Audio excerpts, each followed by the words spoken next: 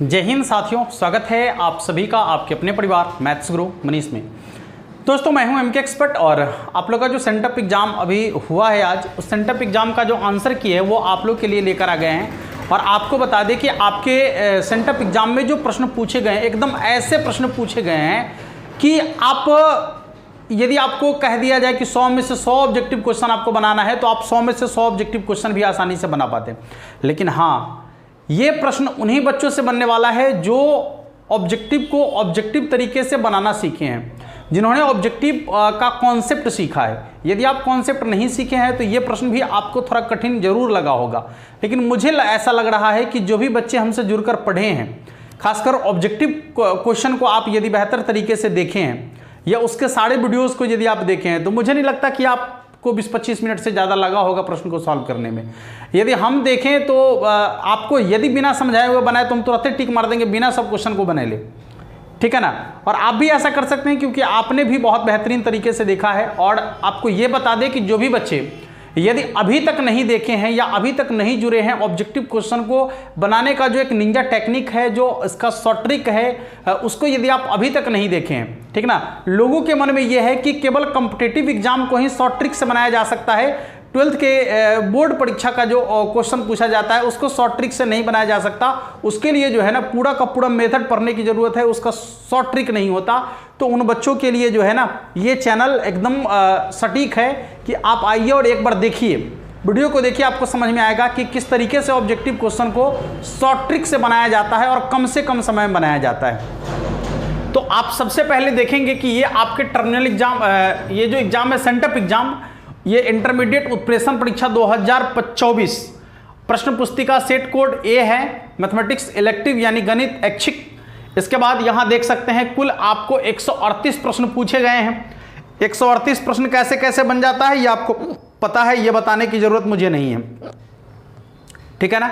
हाँ, क्योंकि 100 ऑब्जेक्टिव, इसके बाद 30 2 अंक वाले प्रश्न होंगे और 8 5 अंक वाले प्रश्न होंगे, जिनमें से आपको बनाना है ये 50, ये 15 और ये 4। तो कुल मिलाकर आपको जो है ना 69 प्रश्न सॉल्व करने हैं, ठीक है ना। समय आपको 3 घंटा 15 मिनट का दिया जाएगा। और बाकी यहां पर जो है OMR पत्र जो आपको दिया रहेगा, कहता है विद्यार्थी OMR पत्र पर अपना उत्तर पुस्तिका क्रमांक 10 अंकों का अवश्य लिखे। ये लिखना बहुत जरूरी है। विद्यार्थी यथासंभव अपने शब्दों में उत्तर दे, इसलिए ऐसा कहा जाता है कि आपकी बात एग्जामिनर को ज्यादा समझ में आएगा, ठीक है ना। हाँ, बाकी सारी चीजें यहाँ पर जो है पढ़ने वाली है। दो पार्ट में आपका जो है प्रश्न पत्र होगा, एक होगा खंड अ और एक होगा खंड ब। खंड अ में या सेक्शन ए और सेक्शन बी भी आप देख सकते हैं, सेक्शन ए और सेक्शन बी। खंड अ और खंड ब की बात यदि करेंगे तो खंड अ में आपका ऑब्जेक्टिव होगा और खंड ब में सब्जेक्टिव होगा। उसमें 2 होगा, 2 अंक वाला और 5 अंक वाला, ठीक है ना। चलिए, ये सारी चीजें पढ़ने लायक है, आप पढ़ लीजिएगा एक बार ताकि आपको बिहार बोर्ड का जो फाइनल एग्जाम है उसमें समस्या ना हो। आइए खंड आ की शुरुआत करते हैं। 50 क्वेश्चन का सॉल्यूशन करना है। अब आप लोगों को जितना मुझे भेजे हैं हम सॉल्यूशन कर देते हैं, ठीक है ना। ऐसे 100 क्वेश्चन होना चाहिए निश्चित रूप से, हम देखे भी नहीं हैं। अब देखिए कि सबसे पहला प्रश्न में ही बहुत सारे बच्चों का कंफ्यूजन है और बहुत सारे शिक्षक भी पहला प्रश्न को गलत कर दिए। पहला प्रश्न को ही बहुत सारे शिक्षक हर बार में गलती कर दिए, जल्दी के चक्कर में, ठीक है ना। हाँ, या उनको समझ में नहीं आया ठीक तरीके से कि क्वेश्चन लिखा गया। कहना यह है कि कॉस माइनस, आपको पता है कि कॉस इनवर्स माइनस एक्स बराबर फॉर्मूला होता है pi minus cos inverse x, ठीक है ना। Pi minus cos inverse x, ठीक है। तो यहां पर क्या किया है कि ये कॉस माइनस इनवर्स को तो कह रहा है कि प्रश्न गलत है, ठीक ना। ऐसा नहीं है, आप थोड़ा समझिए। देखिए, आप यहीं से प्रश्न का आंसर निकाल सकते हैं। ये माइनस में इधर प्लस में आ जाएगा, तो ये हो जाएगा आपका कॉस इनवर्स एक्स बराबर पाई, ये प्लस में उधर माइनस में चला जाएगा, कॉस इनवर्स माइनस एक्स। ये छोटा सा काम करना था आपको। मतलब आपको सवाल जो है ना टेक्निकली, मतलब थोड़ा टेक्निक दिया सवाल में, ठीक है ना। और इसी टेक्निक में जो है बहुत सारे बच्चे भी फंस गए, बहुत सारे गुरुजी भी फंस गए, ठीक है ना। और इसका आंसर जो है कह रहे थे कि इसका आंसर ऑप्शन नंबर बी होना चाहिए था, ऑप्शन नंबर बी होगा। ये सवाल टेक्निकली गलत है, कुछ नहीं है, ये सवाल बिल्कुल सही है, ठीक ना। और इस सवाल में थोड़ा सा टेक्निक का प्रयोग किया गया था, इस वजह से इसका आंसर ऑप्शन नंबर ए हो जाएगा। आगे बढ़ेंगे। कॉस इनवर्स 2x² - 1, ठीक है ना। कॉस इनवर्स 2x² - 1 ये हो जाता है आपका 2 कॉस इनवर्स x का, ठीक है ना। हाँ, तो इसका हो जाएगा आपका 2 cos इनवर्स x, कहाँ पर है, ऑप्शन नंबर सी। अगले सवाल की तरफ चलेंगे, ये फॉर्मूला ही था, tan इनवर्स -1/3, मतलब tan में -1/3 कितना का मान है। आपको पता है कि साइन इनवर्स में हो, यहां गौर करेंगे, साइन इनवर्स के रूप में हो, अंदर में माइनस लगा रहे, इसके बाद फिर tan इनवर्स के रूप में हो, अंदर में माइनस लगा रहे, और फिर कॉसेक इनवर्स के रूप में हो, अंदर में माइनस लगा रहे। इस माइनस को बाहर खींच लिया जाता है, मान को ज्यों का त्यों लिख दिया जाता है। मतलब साइन, टैन और कॉसेक के अंदर में यदि माइनस आ जाएगा तो माइनस को बाहर खींच लेंगे, मान को ज्यों का त्यों लिखेंगे। देखिए यहां पर अंदर में माइनस आ गया है, माइनस को बाहर खींचेंगे, जैसे ही माइनस बाहर खींचेंगे तो टैन में 1/√3 कितना का मान होता है, तो टैन में 1/√3 जो होता है वो 30 डिग्री का मान होता है। 30 डिग्री बोले तो π/6, यानी इसका आंसर हो जाएगा -π/6 के बराबर, जो कि आपके ऑप्शन नंबर बी में आपको दिख रहा है। अगला सवाल देखेंगे भाई, 10 क्वेश्चन आ गया हो, 3 के बाद सीधे 10, ओ भाई और कहाँ चला गया, हाँ 3 के बाद सीधे 10 कैसे आ गया, ओहो। चलिए आप ही लोग जो भेजे हैं, जैसे भेजे हैं। अगला सवाल देखिएगा, ये डिटर्मिनेंट का सवाल है। 9 चौके 36, 12 तिये 36, 36 - 36, 36 - 36 बराबर 0, ऑप्शन नंबर सी। यहां पर भी माइनस माइनस प्लस, 3 तिये 9, और फिर हो जाएगा माइनस, और फिर माइनस 5 तिये 15, तो प्लस हो जाएगा 15, 15 9 कितना हो जाएगा, 15 9 हो जाता है आपका 24, जो कि आपके ऑप्शन नंबर सी में आपको दिख रहा है। अगला प्रश्न देखेंगे, बहुत आसान सवाल है, बहुत सिंपल, देखिए ना यहाँ पर बहुत सिंपल सवाल है। e के पावर 2x का कितना होगा, तो e के पावर 2x का इंटीग्रेशन e के पावर 2x बटा में 2 और प्लस c, x के साथ जो कांस्टेंट होगा उसको बटा में लिखेंगे, प्लस c लिखेंगे, आंसर बन जाएगा। a के पावर x का इंटीग्रेशन क्या होता है, तो a के पावर x बटा में log e के पावर a, या log a प्लस c, 3 के पावर x बटा log 3 plus c, option number D. अगले प्रश्न को देखेंगे, सवाल है आपका कि 1 बटा में, देखिए 1 बटा x का इंटीग्रेशन होता है log x, तो 1 माइनस x, लेकिन x के साथ जो कांस्टेंट है वो बटा में आएगा, x के साथ कांस्टेंट है -1, -1 को बटा में लिखेंगे प्लस c, थोड़ा इसको बढ़ाएंगे तो कितना हो जाएगा, minus log 1 minus x plus c, ठीक है ना। कहां पर है, ऑप्शन नंबर सी। देखिएगा यहां पर option number C, option number B मारकर भी बहुत लोग आए हैं, गलत आंसर है option number B, option number C बिल्कुल सही आंसर है इसका। अगले प्रश्न की तरफ चलेंगे, cosec स्क्वायर x का इंटीग्रेशन क्या होता है, माइनस cot x। अगला सवाल देखेंगे, -1 बटा में √1 माइनस एक्स स्क्वायर, ये cos इनवर्स x का इंटीग्रेशन है। इसके बाद है आपका 1 बटा 1 प्लस एक्स स्क्वायर, ये हो जाता है आपका tan इनवर्स x का, लेकिन इसमें क्या किया है, इसमें क्या किया है कि सीमा का मान दे दिया है 0 से 1 तक, मतलब पहले 1 रखना है, तो ये हो जाएगा आपका tan इनवर्स 1 और माइनस tan इनवर्स 0।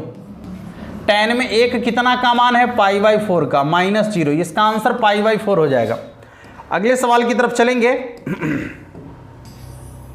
सवाल आपका है सीमा का मान 0 से π/2 है, sin x का इंटीग्रेशन, साइन का इंटीग्रेशन cos होता है, साइन का इंटीग्रेशन क्या होता है, cos, साइन का इंटीग्रेशन माइनस cos, ठीक है ना, माइनस cos, और माइनस को पहले से है तो दोनों माइनस मिलकर प्लस हो गया, 0 से लेकर π/2, ठीक है ना, 0 से π/2, पहले π/2 रखेंगे तो cos 90 डिग्री, और माइनस हो जाएगा आपका cos 0 डिग्री, cos 90 डिग्री का मान 0 और cos 0 डिग्री का मान 1, यानी इसका आंसर -1 हो जाएगा, जो कि आपके ऑप्शन नंबर सी में आपको दिख रहा है। अगला सवाल आपका है cos 2x का डिफरेंशिएशन, cos का डिफरेंशिएशन होता है माइनस साइन 2x, x के साथ जो कांस्टेंट है उसको आगे रखेंगे तो -2 sin 2x, कहां पर है, ऑप्शन नंबर सी में आपको दिख रहा है। अगला सवाल देखेंगे, बस फटाफट से आप आंसर मिला लीजिए एक बार, ठीक है ना, आप जल्दी जल्दी एक बार आंसर मिला लीजिए। पहले फॉर्मूला आपको पता होना चाहिए, यहां पर आपको पता है कि cos 2x बराबर फॉर्मूला होता है cos square x minus sine square x। यहां पर क्या किया कि 2 को यहां से हटाया है, तब इसके बट्टा में 2 आपको दिख रहा होगा, तो जब 2 हट गया इसका मतलब बच गया सीधे cos x, तो इसके बराबर में आप लिख सकते हैं cos x, और cos x का इंटीग्रेशन होता है डिफरेंशिएशन होता है minus sine x, option number B. यहां पर देखिएगा x स्क्वायर का डिफरेंशिएशन करेंगे 2x, 2x का डिफरेंशिएशन करेंगे 2, 1 का डिफरेंशिएशन करेंगे 0, यानी इसका हो जाएगा आपका 2x + 2 के बराबर। आप चाहे तो 2 कॉमन ले सकते हैं, तो 2 × x + 1 ऑप्शन नंबर बी में आपको दिख रहा है। अगला सवाल आपका है x के पावर 0, x के पावर 0, ठीक है ना, x के पावर 0 इसका मान 1 के बराबर होगा। किसी भी संख्या के पावर में 0 उसका मान 1 होता है और 1 का इंटीग्रेशन 0 हो जाए, सॉरी डिफरेंशिएशन 0 के बराबर हो जाएगा। यहां देखिएगा sin 2x का हो जाता है -cos 2x बटा में 2, सीमा का मान 0 से π/2। चलो भाई -1/2 को बाहर रखते हैं, x के जगह पर वैल्यू रखेंगे, ये हो जाएगा आपका cos 2 × π/2 और माइनस cos 0, क्योंकि 0 रखना है ना, ये हो जाएगा आपका cos 0 -1/2 cos, ये 2 से 2 कट गया 180 डिग्री। 180 डिग्री बोले तो द्वितीय चतुर्थांश में गया है, और द्वितीय चतुर्थांश में जो है ना, द्वितीय चतुर्थांश में cos को माइनस में रखा जाएगा, इसलिए हो जाएगा -1, ठीक है ना, और ये हो जाएगा आपका माइनस cos 0 डिग्री का मान भी 1 के बराबर होता है, अब -2 हो जाएगा, तो माइनस माइनस प्लस, ये हो जाएगा आपका -2 -1/2 गुने -2, 2 से 2 कट गया, माइनस माइनस प्लस 1 इसका आंसर हो जाएगा। ऑप्शन नंबर ए इसका सही आंसर है। अगले सवाल की तरफ चलेंगे। sec थीटा + tan थीटा का डिफरेंशिएशन क्या होगा? sec का डिफरेंशिएशन होता है sec x × tan x, sec x × tan x, और प्लस tan का डिफरेंशिएशन होता है sec² x, ठीक है ना। यहां से आप चाहे तो sec x कॉमन ले सकते हैं, तो हो जाएगा आपका tan x + sec x या sec x + tan x, दोनों एक ही है। ऑप्शन नंबर बी में आपको दिख रहा होगा। अगला देखेंगे x के पावर 3 का इंटीग्रेशन, तो x के पावर 4/4, पावर में एक जोड़कर उतना ही से भाग। अब क्या करना है, तो यहाँ जो x के जगह पर मान रखने के लिए कह रहा है 0 से 2 तक, चलिए 1/4 को बाहर रखते हैं, x के जगह पर 2 रखेंगे, 2 के पावर 4 कितना, 2 दूना 4 दूना 8 दूना 16, फिर x के पावर 0 रखेंगे तो उसका मान 1 हो जाएगा, सॉरी यहाँ पर 0 के पावर 4 हो जाएगा तो उसका मान 0 हो जाएगा, ठीक है ना। ये कट गया 4 बार, 4 को 1 से गुना करेंगे 4 के बराबर। ऑप्शन नंबर सी जो है इसका सही आंसर हो जाएगा। अगले सवाल की तरफ चलेंगे आप। क्वेश्चन नंबर 26, सीमा का मान 0 से π/4 और ये tan x है। tan का इंटीग्रेशन होता है tan का इंटीग्रेशन होता है log sec x या फिर माइनस log cos x। आप log sec x लिखेंगे ठीक रहेगा, log sec x + c। चलिए c लिखने की जरूरत नहीं है क्योंकि आपका निश्चित समाकलन है। अब यहाँ पर x के जगह पर आपको मान रखना है 0 से लेकर π/4। चलो भाई ये हो जाएगा आपका log sec π/4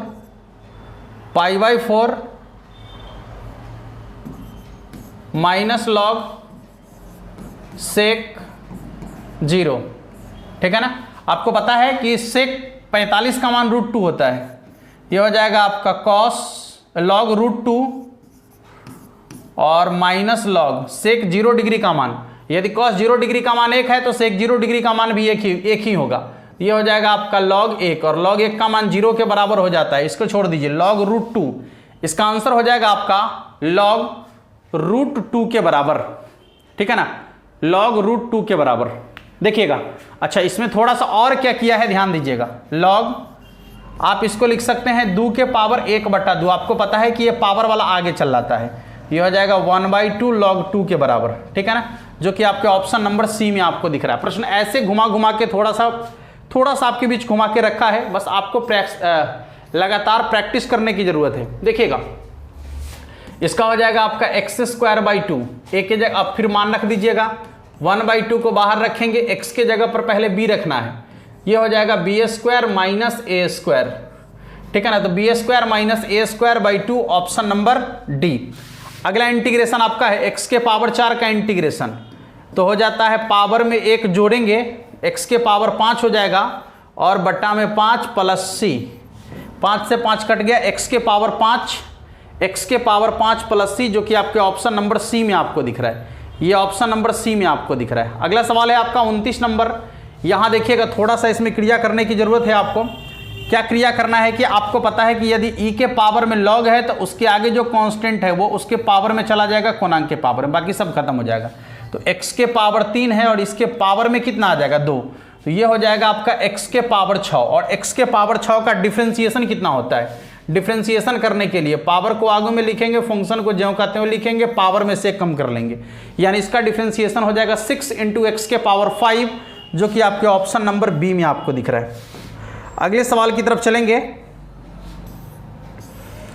2 sine inverse x plus cos inverse x. पहले तो आपको पता है कि sine inverse x plus cos inverse x बराबर π/2 होता है, और 2 इसमें पहले से है, 2 से 2 कट जाएगा, पाई बचेगा। पाई एक कांस्टेंट राशि है, तो कांस्टेंट का डिफरेंशिएशन हमेशा 0 के बराबर होता है, ठीक है ना। अगला सवाल देखेंगे, 2 tan इनवर्स एक्स का डिफरेंशिएशन क्या होगा?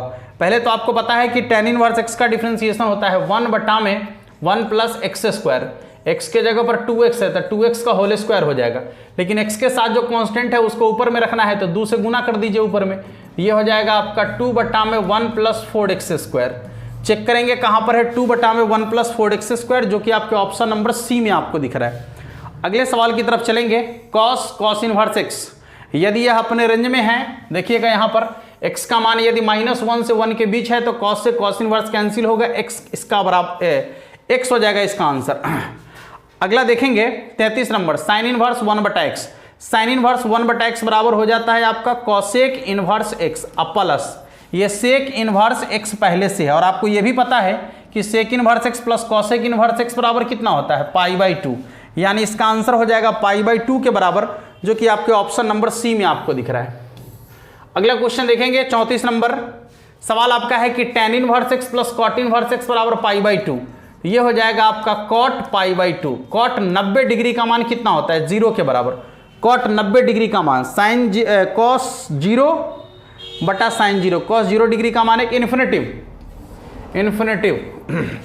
आगे देखेंगे cos 4, tan inverse x plus cot inverse x बराबर कितना होता है? π/2। ये कट गया आपका 2 बार, कितना हो जाएगा? cos 2π।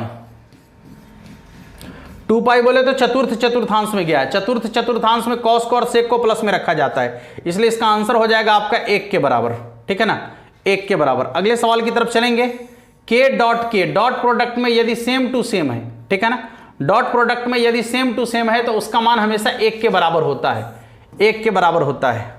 i क्रॉस k, देखिएगा क्रॉस प्रोडक्ट के लिए आपको याद रखना है i j k, ये रोटेशन याद रखना है आपको, ठीक है ना। कल हम ये सारा का सारा टाइप हम कल पढ़ा दिए थे आपको। i क्रॉस k उल्टा जा रहा है, माइनस j हो जाएगा, ऑप्शन नंबर बी। उल्टा जाएगा माइनस, सीधा चलेगा प्लस। अब देखिए इसका मापांक निकालना है आपको, क्या हो जाएगा? यहाँ कुछ नहीं, 1 2 3, तो इसका हो जाएगा रूट अंडर 1 का स्क्वायर 1, 2 का स्क्वायर 4, 3 का स्क्वायर 9, 9 4 13, 1 14, यानी इसका हो जाएगा रूट अंडर 14 के बराबर, जो कि आपके ऑप्शन नंबर बी में आपको दिख रहा है। दिए गए डिटर्मिनांट का मान आपसे पूछा जा रहा है, और यदि आपको डिटर्मिनांट का मान पूछा जाए ऑप्शन में यदि 0 आ जाए, ठीक है ना, तो आपको क्या करना है कि पहले एक बार सोच लेना है कि क्या इसमें जो है इसका गुणधर्म तो लागू नहीं हो रहा है। गुणधर्म के अकॉर्डिंग यदि आप किसी डिटर्मिनांट के कोई 2 पंक्ति या कोई 2 स्तंभ के संगत अवयव बराबर हो जाते हैं तो डिटर्मिनांट का मान 0 हो जाता है। अब आप गौर से देखेंगे, 9 5 14, 8 7 15, 0 में 3 जोड़ेंगे तो 3, इसके बराबर आ जाएगा ना। दिए गए डिटर्मिनांट का मान कितना हो जाएगा? 0 के बराबर हो जाएगा, ठीक है ना। अगले प्रश्न की तरफ चलेंगे, क्वेश्चन नंबर 40।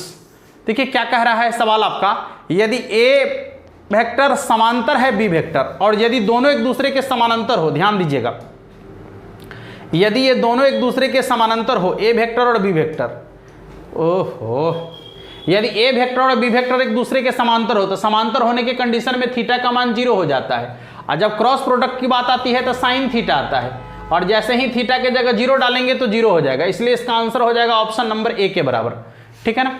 अब इसका मापांक आपसे पूछा है तो रूट अंडर 4 प्लस 7 का स्क्वायर 49 और 3 का स्क्वायर 9, कितना हो जाएगा?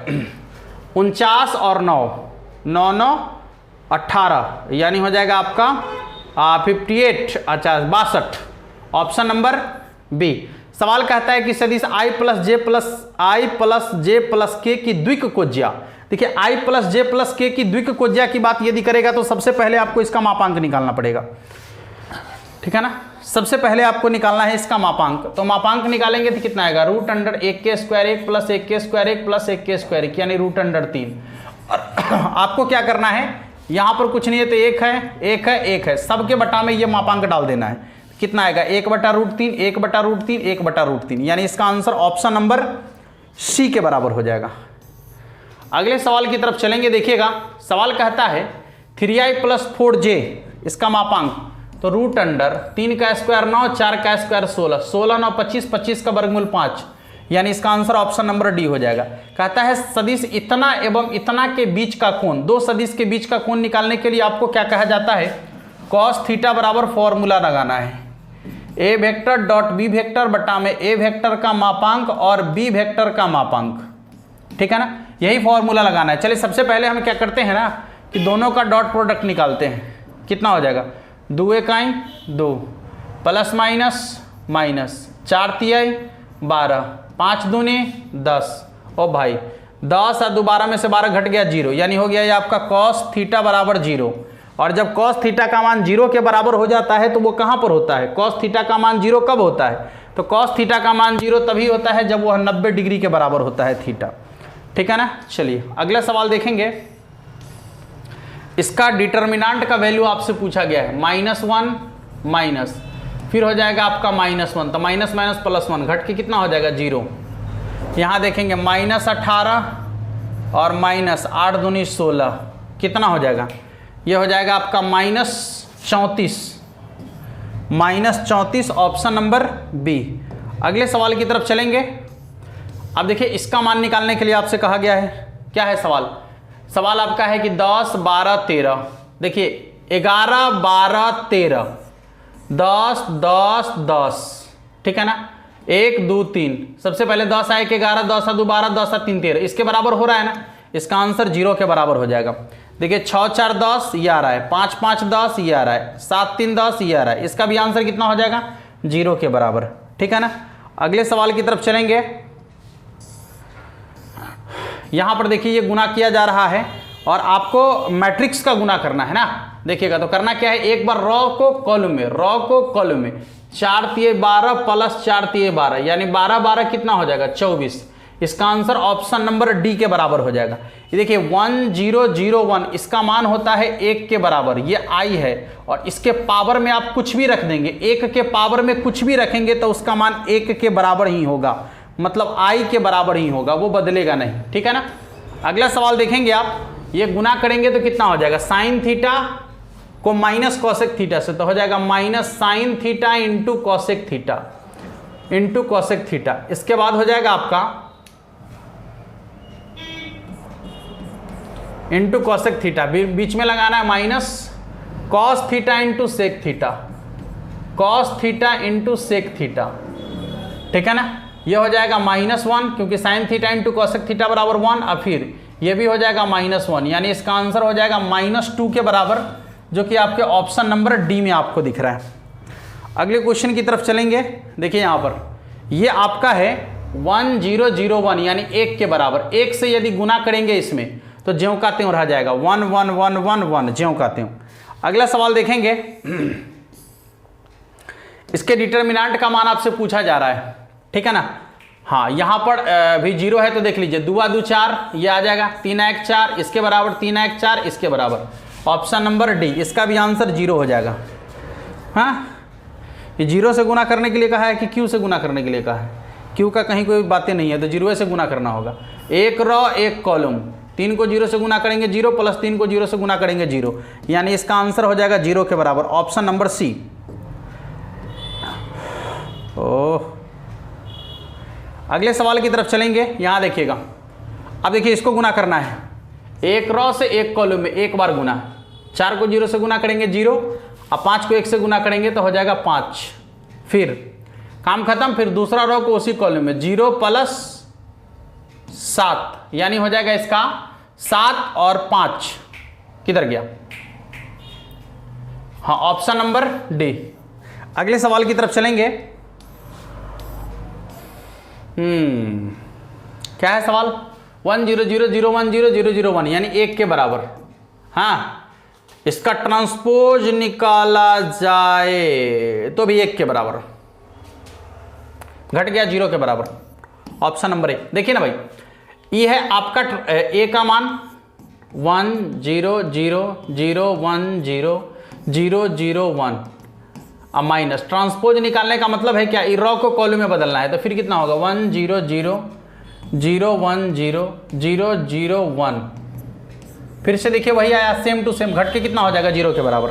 अगले सवाल देखेंगे, ए का ट्रांसपोज, यदि किसी का 2 बार ट्रांसपोज निकाले तो ये ज्यों का त्यों रह जाता है, 1 2 3 4 ज्यों का त्यों। Option number A, 2 bar transpose निकालेंगे ज्यों का त्यों। अगला सवाल देखेंगे, देखिए यहां पर ये आपका है ए और बी, यानी दोनों को जोड़ना है, तो पहले जोड़िए। 1 और 0 को जोड़ेंगे तो कितना हो जाएगा 1, 0 और 1 को जोड़ेंगे तो कितना हो जाएगा 1, 0 और 1 को जोड़ेंगे तो कितना हो जाएगा 1, 1 और 0 को जोड़ेंगे तो कितना हो जाएगा 1। अब कहता है कि इसका निकाल दीजिए ट्रांसपोज निकालना मतलब क्या, रॉ को कॉलम में बदलना है, 1 1 1 1, same to same, option number B. अगले सवाल की तरफ चलेंगे।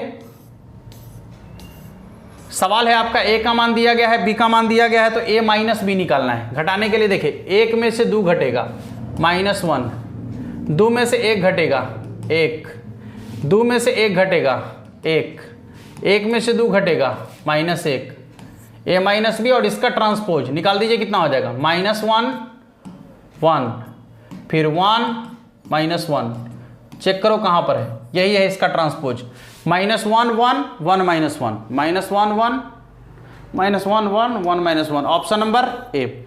अगला सवाल देखेंगे 60 नंबर। सवाल है आपका, यहां पर जो है ना इसको जोड़ने का प्रयास किया गया, देखिए कितना हो जाएगा, 3 1 4, और 4 में से 3 घटेगा तो कितना हो जाएगा 1, 2 2 4, और 4 में से 4 घटेगा तो कितना हो जाएगा 0, 3 1 4, और 4 जोड़ देंगे तो कितना हो जाएगा 8।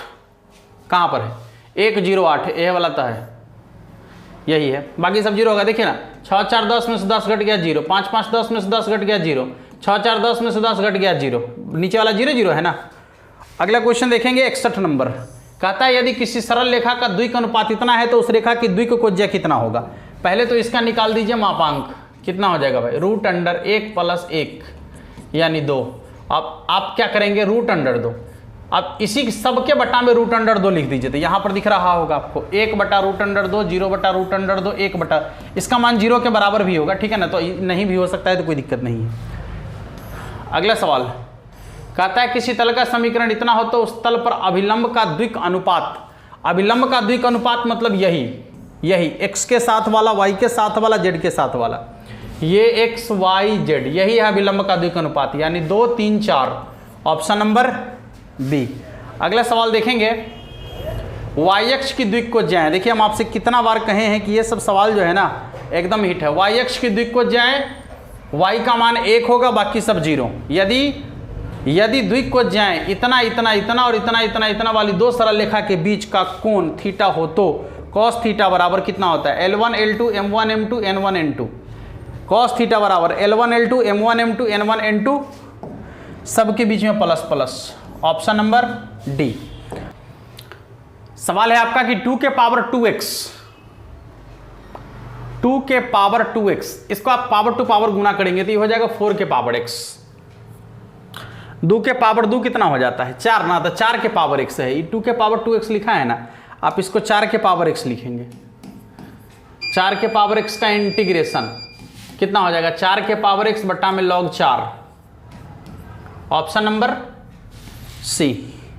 अगले प्रश्न को देखेंगे। हाँ, और है क्या, हाँ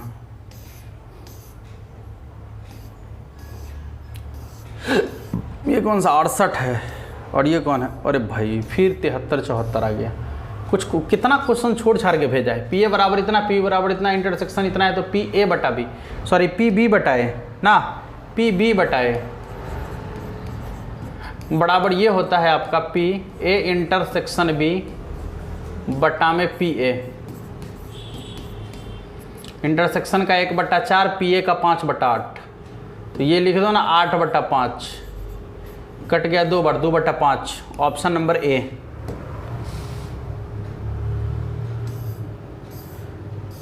पी ए का इतना, पी बी का इतना, इंटरसेक्शन का इतना, ए बटा बी, कोई बात नहीं, ए बटा बी पूछा है, पी ए बटा बी, पी ए इंटरसेक्शन बी बटा में पी बी, इंटरसेक्शन का हो जाएगा आपका कितना 1/8 और पी बी का कितना हो जाएगा 1/2। तो इसको 2/1 लिख देते हैं एक बार, ये कट जाएगा 1/4, ऑप्शन नंबर सी। अगला क्वेश्चन देखेंगे। हाँ फिर यहाँ से 69 आ गया है, गजब है, अगले अलग अलग टाइप से है। सवाल कह रहा है कि z बराबर 4x + 3y के अधिकतम में x + 2y से छोटा है, x + 2y 10 से छोटा है, x + 2y 10 से छोटा है, ठीक है। x + 2y 10 से छोटा है के व्यवरोध में z का अधिकतमीकरण, अधिकतम मान निकालना है ना। चले देखिए, पहले आपको क्या करना है, यहाँ पर एक ऐसे बॉक्स बना लेना है, ठीक है ना।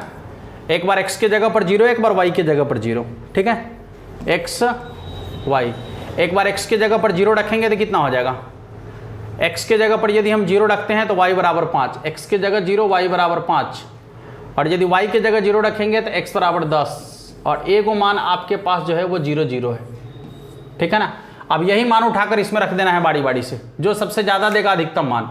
देखिए x के जगह 0, y के जगह 5, यदि यहाँ 0 रखेंगे यहाँ 5 रखेंगे तो 5 × 15, z बराबर 15, x के जगह 10 तो 10 × 4 = 40, यही अधिकतम मान है इसका। z क्या है, उद्देश्य फलन है, ओहो z उद्देश्य फलन है, z उद्देश्य फलन है, ओह ये पूछ रहा था। अगला सवाल देखिएगा। अब यहां देखिए अधिकतम मान निकालने के लिए कह रहा है, फिर से वही बात, एक बार x के जगह 0, एक बार y के जगह 0, ठीक है ना। x के जगह 0, x के जगह 0, y बराबर 3, y के जगह 0, x बराबर 3, एगो 0 0 अपने मन से रख लेना है आपको, ठीक है ना। हाँ अब देखिए x के जगह यदि हम 0 रखेंगे यहाँ पर, x के जगह 0 तो ये 0 हो जाएगा, y के जगह 3 ना, x के जगह 0, y के जगह 3, यहाँ 0 रखेंगे यहाँ 3 रखेंगे तो z बराबर हो जाएगा आपका 3 × 3 = 9। अब यहाँ रखेंगे x के जगह 3, y के जगह 0, तो 3 दूनी 6, ये तो 0 हो जाएगा, तो z बराबर 6, और 0 0 रखेंगे तो z बराबर 0। क्या पूछ रहा है, अधिकतम मान या न्यूनतम मान? अधिकतम मान पूछ रहा है। सबसे बड़ा मान कितना है 9, इसका सही आंसर हो जाएगा 9 के बराबर। अगला सवाल देखेंगे। सवाल कह रहा है कि किसी भी घटना की प्रायिकता 0 से बड़ा 0 के बराबर, 1 से छोटा और 1 के बराबर है, नंबर ऑफ स्पेस बराबर क्या होगा?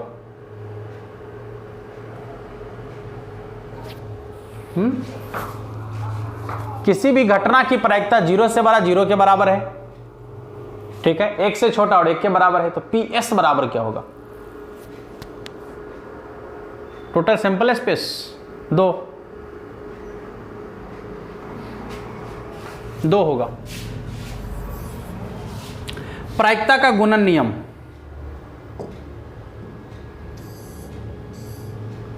PA यूनियन B बराबर PA + PB, option number B.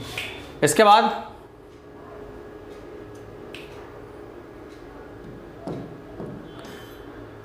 सवाल यह है आपका, इसका इंटीग्रेशन पूछा है। सबसे पहले तो आपको बता दें कि इसका मान हो जाएगा आपका 1 के पावर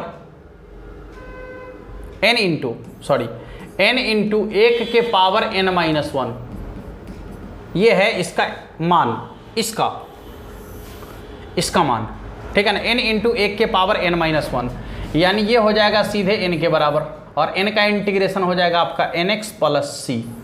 चेक करेंगे कहाँ पर है, ऑप्शन नंबर सी। e के पावर 2x का हो जाएगा e के पावर 2x/2, ऑप्शन नंबर सी। अगला सवाल देखेंगे, क्या है यहाँ ax है ना, इसका हल करना है, इंटीग्रेशन कर दीजिए दोनों साइड, ठीक है। तो इसका हो जाएगा आपका ax + by बराबर c या k, ax + by बराबर k, ऑप्शन नंबर बी। अगला सवाल देखेंगे 78 नंबर। क्या है क्वेश्चन? हाँ इसका भी हल निकालना है, इंटीग्रेशन कर दीजिए दोनों साइड, x के पावर 8/8 प्लस y बराबर k, x के पावर 8/8, x के पावर 8/8, y बराबर k। अच्छा इसका भिन्न का जोड़ कर सकते हैं आप, 8, x के पावर 8 प्लस 8y बराबर के, इधर जाके कांस्टेंट हो जाएगा, x के पावर 8 प्लस 8y बराबर के, ऑप्शन नंबर सी। अगले सवाल की तरफ चलेंगे। ओ भाई, अरे भाई इतना ही क्वेश्चन। अब आप जितना क्वेश्चन भेजे थे हमने सारे क्वेश्चन का सॉल्यूशन कर दिया है। बाद बाकी यदि और भी क्वेश्चन आपको लग रहा है कि चाहिए, मुझे 50 क्वेश्चन ऐसे सॉल्व करना था आपको, हम तो लगभग 80 क्वेश्चन का सॉल्यूशन कर दिए। 20 क्वेश्चन जो रह गया है आप चाहे तो उसको भेज सकते हैं, जो नहीं भेजे हैं आप लोग भेज दीजिएगा, उसका भी सॉल्यूशन करके आपको डाल देंगे। बाकी सब्जेक्टिव भी यदि आप चाहेंगे तो उसका भी सॉल्यूशन कर देंगे, नीचे कमेंट बॉक्स में ज़रूर लिख दीजिएगा। मिलते हैं फिर आप लोगों से नेक्स्ट क्लास में, और तब तक के लिए आप सभी को जय हिंद, धन्यवाद।